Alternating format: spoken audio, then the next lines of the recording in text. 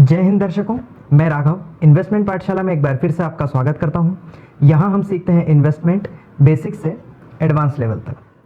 Option series के इस episode में हम ऑप्शन के कुछ एडवांस कॉन्सेप्ट्स जैसे कि टाइम डी के ऑप्शन चेन बेसिक्स सीखने की कोशिश करेंगे। लेकिन वीडियो में आगे बढ़ने से पहले मैं ये बता दूं कि इस ऑप्शन ट्रेडिंग सीरीज का ये थर्ड पार्ट है, थर्ड एपिसोड है। तो इसलिए अगर आपने फर्स्ट एंड सेकेंड एपिसोड नहीं देखे हैं तो आप ऑप्शन ट्रेडिंग का फर्स्ट पार्ट पहले देखिए, फिर सेकेंड पार्ट देखिए और फिर आप इस वीडियो को देखिए। उसके बाद आपको ये और अच्छे से समझ में आएगा, क्योंकि ये एक कंटिन्यूएशन में है।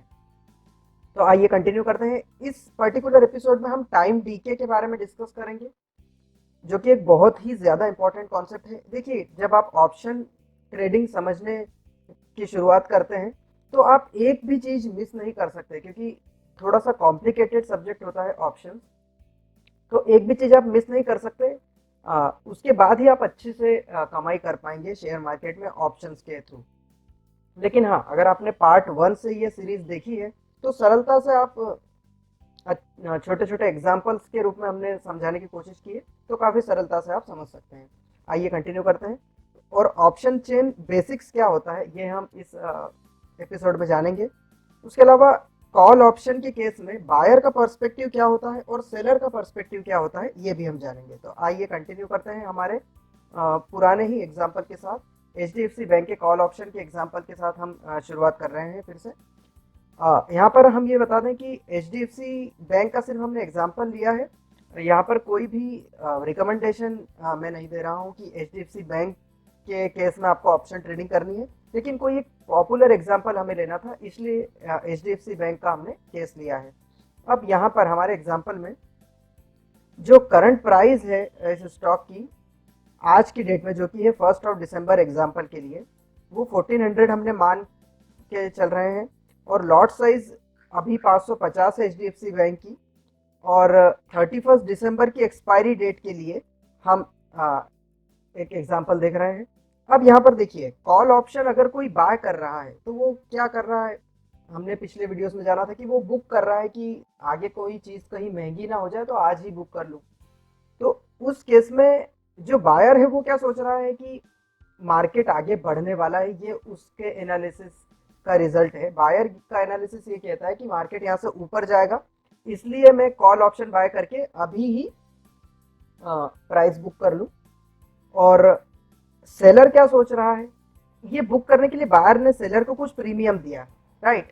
अब सेलर ने वो प्रीमियम लेके क्या सोचा कि मार्केट ऊपर अगर गया तो सेलर को वो फिक्स्ड प्राइस पर ही शेयर्स देने होंगे। लेकिन सेलर क्या सोच रहा है, सेलर का पर्सपेक्टिव ये है कि मार्केट ऊपर नहीं जाएगा। ये सेलर का एनालिसिस कहता है कि मार्केट ऊपर नहीं जाएगा और जो प्रीमियम मुझे मिला है वो मेरा फायदा हो जाएगा, मुझे बदले में कुछ भी नहीं देना पड़ेगा। ये सेलर का पर्सपेक्टिव है, क्योंकि बायर तो पहले ही दिन सेलर को कुछ प्रीमियम देके बुक कर लेता है और वो प्रीमियम कभी भी रिटर्न तो होगा नहीं।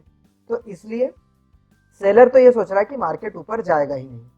अब देखिए, जब असली में ट्रेडिंग होती है तो शेयर्स बायर के पास कभी जाते ही नहीं है, सिर्फ प्रॉफिट बायर के पास जाता है। ये हम देखेंगे कैसे। तो ये ऑप्शन चेन हमने पहले भी देखी थी कि प्रीमियम जो होता है वो इंट्रिंसिक वैल्यू और टाइम वैल्यू से मिलकर बनता है। अगर आपने नहीं देखा तो लास्ट वीडियो में जाकर जरूर देखिए। अब देखिए, आज का प्राइस है, आज है 1 दिसंबर। आज का प्राइस हम क्या मान के चल रहे हैं, 1400। अब अगर 1400 की प्राइस पर ही बायर ये बुक करे कि आज से एक महीने बाद मैं 1400 की प्राइस पर ये शेयर खरीदूंगा, तो प्राइस आज भी 1400 है और वो 1400 पे ही शेयर लेना चाहता है, लेकिन आज नहीं, एक महीने बाद। तो ये सेलर क्या कहता है कि एक महीने के लिए मैं कुछ टाइम वैल्यू चार्ज करूंगा। इंट्रिंसिक वैल्यू तो जीरो है, मतलब कोई फायदे वाली बात तो बायर के लिए हो नहीं रही है, इसलिए इंट्रिंसिक वैल्यू यहाँ पर जीरो हुई। और टाइम वैल्यू क्या है, टाइम वैल्यू इस 31 दिन के लिए जो सेलर चार्ज कर रहा है। अब मार्केट में होता क्या है कि प्रीमियम जो है वो मार्केट की कंडीशंस के हिसाब से घटते बढ़ते रहता है, क्योंकि मार्केट में स्टॉक का प्राइस घट बढ़ रहा है, इसलिए इंट्रिंसिक वैल्यू भी घटती बढ़ती रहेगी। इसके अलावा टाइम तो कंटिन्यूसली चल ही रहा है और इसी वजह से टाइम की वैल्यू कम होती जाएगी। क्योंकि आज अगर 1 तारीख है और एक्सपायरी को 31 डे बचे हैं, तो टाइम की वैल्यू लेट से 1400 की प्राइस के लिए 54 रुपीज चार्ज हो रही है। तो क्या 10 दिन बाद भी यही टाइम वैल्यू रहेगी? 10 दिन बाद तो सिर्फ 21 दिन ही बचेंगे, तो तब टाइम की वैल्यू थोड़ी कम होना चाहिए, जाहिर सी बात है। इस और आगे बढ़ते हैं, अगर सिर्फ 5 ही दिन बचे हैं एक्सपायरी डेट को, तब टाइम वैल्यू बहुत कम हो जाएगी। और सिर्फ 0 दिन बचे, मतलब जब वो दिन ही आ गया 31 दिसंबर के दिन, जब मार्केट की क्लोजिंग आवर्स आ गए, मतलब क्लोजिंग के टाइम पे जब कॉन्ट्रैक्ट को सच में एग्जीक्यूट किया जाता है, तो उस समय टाइम वैल्यू कुछ बचेगी ही नहीं, जीरो हो जाएगी। ये कॉन्सेप्ट टाइम डीके कहलाता है। ये हमें बहुत अच्छे से समझना होगा। और इसी के लिए यहाँ पर एक ग्राफ हमने देके रखा है कि अगर एग्जाम्पल के लिए 90 दिन बाद का कोई कॉन्ट्रैक्ट हो रहा है, तो शुरुआत में टाइम वैल्यू धीरे धीरे धीरे धीरे कम होगी, और जैसे जैसे एक्सपायरी नजदीक आती जाएगी तो टाइम वैल्यू फास्ट कम होने लगेगी और एक्सपायरी के दिन जीरो ही हो जाएगी। तो आइए हमारे एग्जाम्पल पर वापस चलते हैं। तो यहाँ पर कई सारे कॉन्ट्रैक्ट्स अवेलेबल है, जैसा कि हमने जाना था 1200 का कॉन्ट्रैक्ट भी हो सकता है, 1300 का कॉन्ट्रैक्ट भी हो सकता है, 1400 का कॉन्ट्रैक्ट भी होता है, 1500 का या 1600 का, ऐसे कई सारे कॉन्ट्रैक्ट हो सकते हैं जो कि करंट मार्केट प्राइस, जो कि रेड कलर से हमने मार्क की है, उससे कम प्राइस के भी कॉन्ट्रैक्ट हो सकते हैं, उससे ज्यादा प्राइस के भी कॉन्ट्रैक्ट हो सकते हैं। ये भी हमने पिछले वीडियो में जाना था।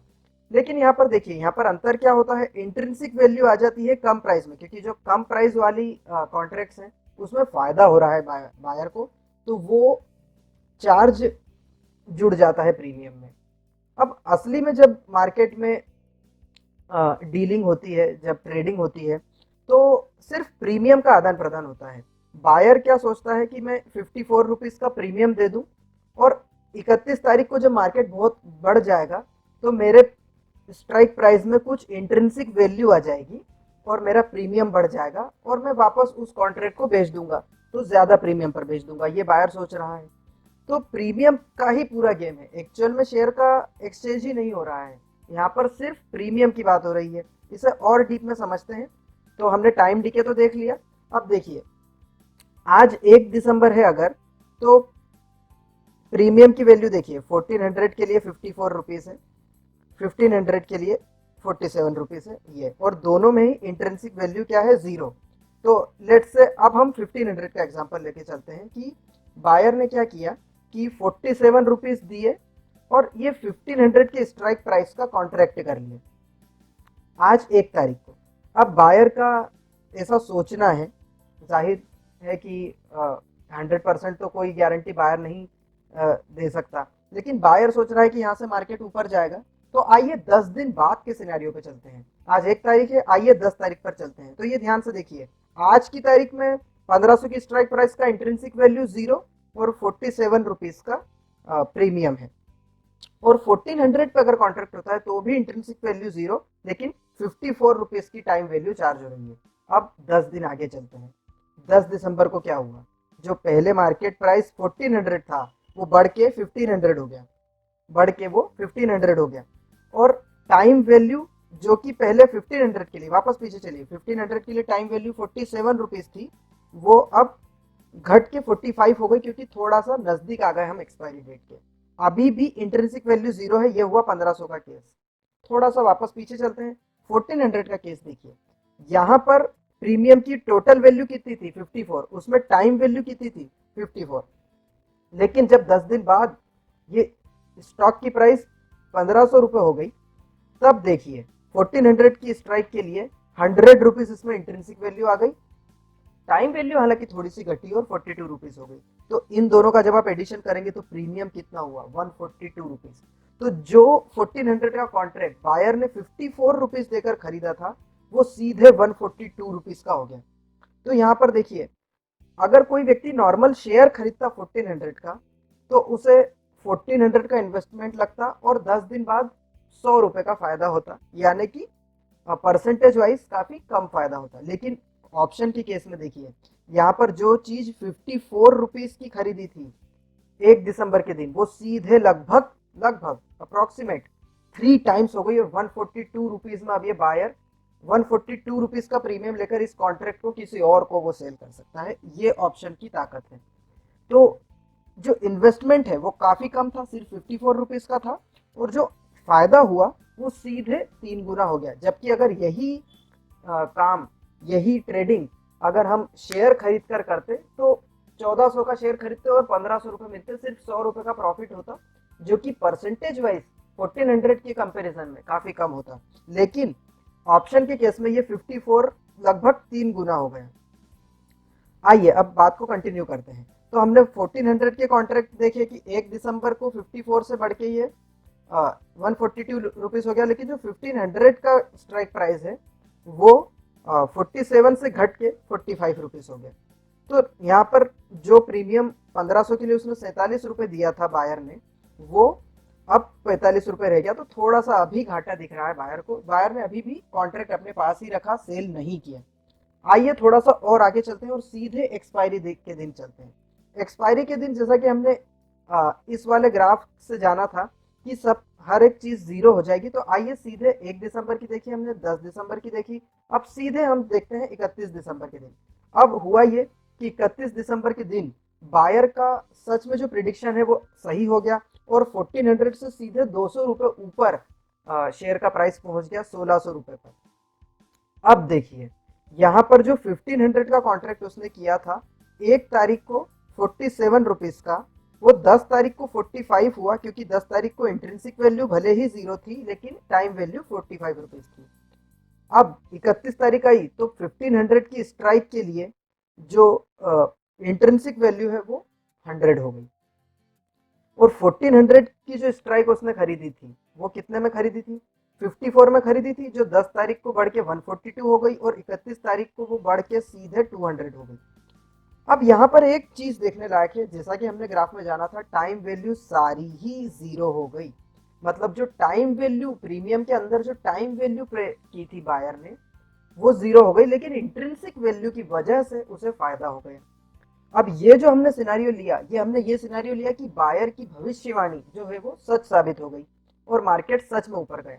अब ये आपको करना है कि आप एक कॉपी पेन लीजिए और इसमें इसका अपोजिट सिनेरियो लिखिए कि अगर यही प्राइस 1400 से घट के 1200 हो जाता तो क्या होता, तो प्रीमियम का क्या होता, वो आप देखिए, वो आप लिखिए, तो आप थोड़ा और अच्छे से समझ पाएंगे। क्योंकि जब आप लिखेंगे तो आप इंट्रिंसिक वैल्यू को कैलकुलेट करेंगे, टाइम वैल्यू पर ध्यान देंगे और आपको चीजें और अच्छे से समझ में आएगी। अब इस केस में जो सेलर है उसे घाटा हुआ, क्योंकि सेलर को क्या हुआ कि जो चीज के लिए सेलर को पहले 1500 1400 के स्ट्राइक प्राइस की चलिए बात करते हैं, तो जिस चीज के लिए 54 रुपीज सेलर को मिले थे टोटल प्रीमियम, वही बढ़ के आगे 200 हो गया। तो सेलर को 54 मिले थे और जेब से 200 रुपए देना पड़ गए, तो उसे घाटा हो गया। ये केस था, ये ऐसा केस था जिसमें कॉल ऑप्शन का प्रिडिक्शन बायर ने किया था और सेलर ने ये सोचा था कि मार्केट ऊपर नहीं जाएगा। तो ये क्या केस हुआ कि कॉल ऑप्शन की बाइंग सेलिंग हुई और मार्केट ऊपर चले गए। अब आपको ये देखना है कि कॉल ऑप्शन की ही बाइंग सेलिंग हुई लेकिन मार्केट नीचे चले गया तो क्या होगा। अब यहाँ पर हम ऑप्शन चेन के अंदर फर्स्ट टाइम देखने की कोशिश करते हैं। तो एनएसए इंडिया पर आपको ये ऑप्शन चेन मिल जाएगी। इसके लिए आपको कुछ नहीं करना, सिंपली गूगल पर आपको लिखना है, लेट्स से अगर एचडीएफसी बैंक का उदाहरण है तो एचडीएफसी बैंक ऑप्शन चेन, और फर्स्ट नंबर पर ही आपको जो रिजल्ट आएगा वो एनएसए इंडिया का आएगा। उसे आप ओपन करेंगे तो आपको पूरी ऑप्शन चेन दिखेगी। अब यहाँ पर काफी सारे कॉलम दे रखे हैं, लेकिन इनमें एक कॉलम है जिस पर हम फोकस करेंगे, वो है एलटीपी यानी कि लास्ट ट्रेडिंग प्राइस। तो जो मतलब जो करंट प्राइस चल रही है ऑप्शन की वो, और स्ट्राइक प्राइस मतलब ऑप्शन के कॉन्ट्रैक्ट की जो स्ट्राइक प्राइस है। तो देखिए अलग अलग स्ट्राइक प्राइस पर ट्रेडेड प्राइस, ये एक्चुअल एग्जांपल हम देख रहे हैं।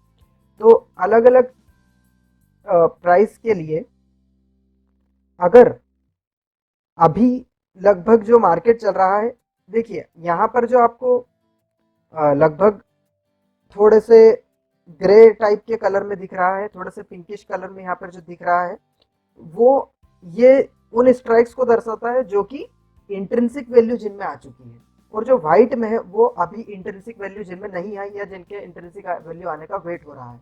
लेफ्ट साइड में सारे कॉल ऑप्शंस हैं, राइट साइड में पुट ऑप्शंस हैं।